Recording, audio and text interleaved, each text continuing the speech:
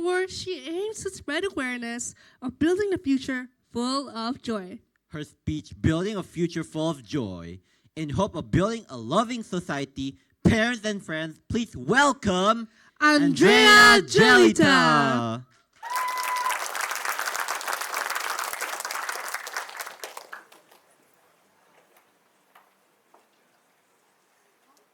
I want you here to raise your hand if you feel love right now.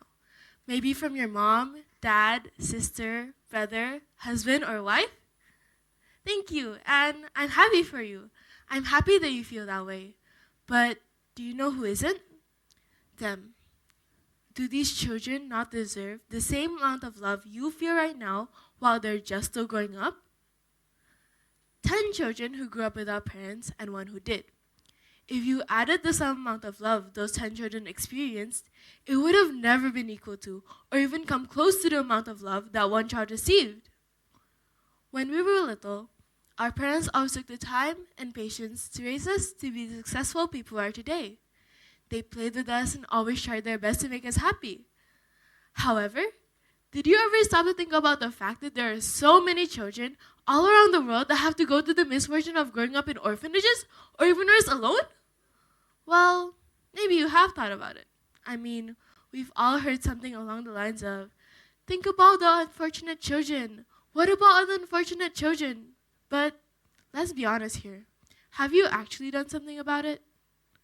Well, research has shown that children who grew up in orphanages end up having low self-esteem and end up performing poorly both socially and academically. The majority of these children end up having behavioral problems like anxiety, unhappiness, resentment, and a lot of more mental health issues.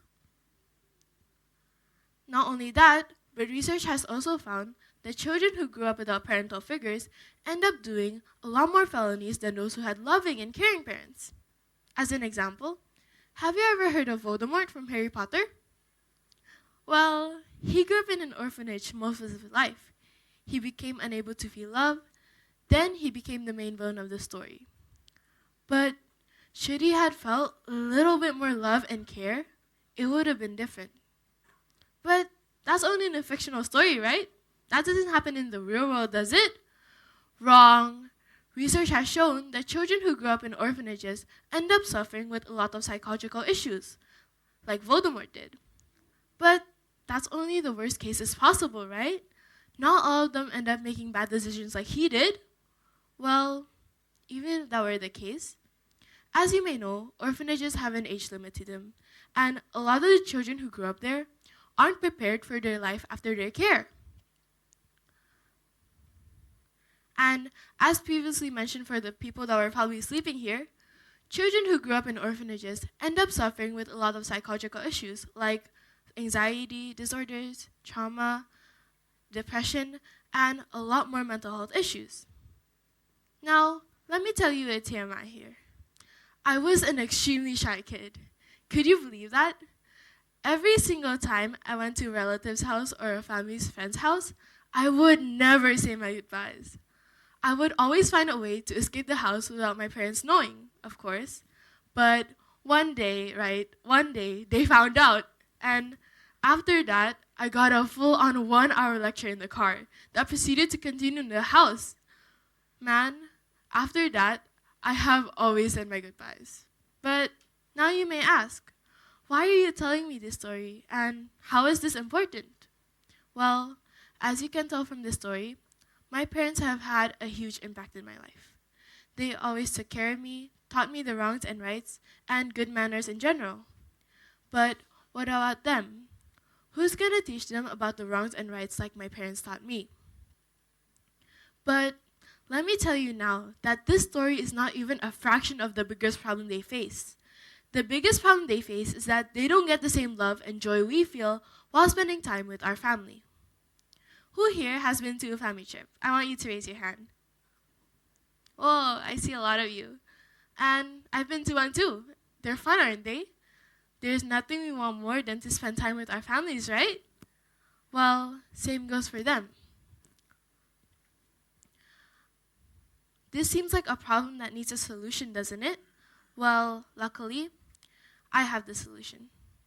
Hello everyone, my name is Andrea Jelita Anabel Johan, but you can call me Jelita. Ever since I was a kid, I have always had a great childhood experience. My parents were always there for me, they took care of me, and without them, I wouldn't even come close to the person I am today. So for that, thank you so much, Mom. Thank you so much, Dad. But that goes for everyone here and their parents, right? Well, what about them? I had recently visited an orphanage, and you would never believe what I came across. I met a baby. Gosh, it was so cute. It was adorable. But while I was admiring it, one of the workers had came up to me and told me that this baby had been thrown away at the age of 2 weeks old by its birth mother in a cardboard box. Can you imagine that? In a cardboard box! Man, right then and there, I had realized how cruel the world could be. And I didn't want to believe it. I didn't want to believe that the world I have always thought to be great and beautiful turned out to be such a lie. And you can call me naive for that all you want, but I know deep down we have all wished for a better world to live in, right? But how could that happen when children are being thrown away in front of orphanages like Pizza Hut delivery services? Man, the world is such a cruel place, and I've always wanted to contribute to it, but I didn't know how. Then again, I was just another student, right, with average grades. What could I do about it? Until one day, my friend and I were discussing about this topic. We realized how cruel the world could be to children, and through this depressing fact, we were inspired. We realized that something had to be done. We couldn't wait around for another adult to do something. We had to start. And long story short, we created a program called Be On Joy. So let me tell you about it. Be On Joy is a program organized by Francisco students to contribute to the less fortunate children by becoming a sort of big sister or big brother to them. Who here has heard the term money doesn't buy happiness? Well, something as simple as playing with them and spending time with them seemed to fill them up with so much joy. Children are the backbone to our hope. I mean, they're our future generation, right? When children grow up unhappy, our future could be doomed. This is why we hope to collaborate with other students who have the same care and compassion to this issue. We will be playing with them, running around, racing, and so much more. Magical performances, talent shows, story times, we'll do them all. This is a form of gratitude and blessing of being taught Francis's miracle values: mindfulness, integrity, resilience, compassion, and excellence. We want to be able to build the best possible memories with these children, and through this program, we're not only able to do that, but we're also able to build awareness among all parties about the beauty of sharing. But maybe starting a full organization is too big for you, and you don't have to do that. It all comes down to the small things. It all starts from the small things, like having awareness about this issue and spreading it through your social media to build a more lovable and caring society. That's already a huge impact to them. Forth is our school's motto from Francis of Assisi: forth is giving is where we receive. With that said, what are you waiting for? Let's be on joy with me, Jelita.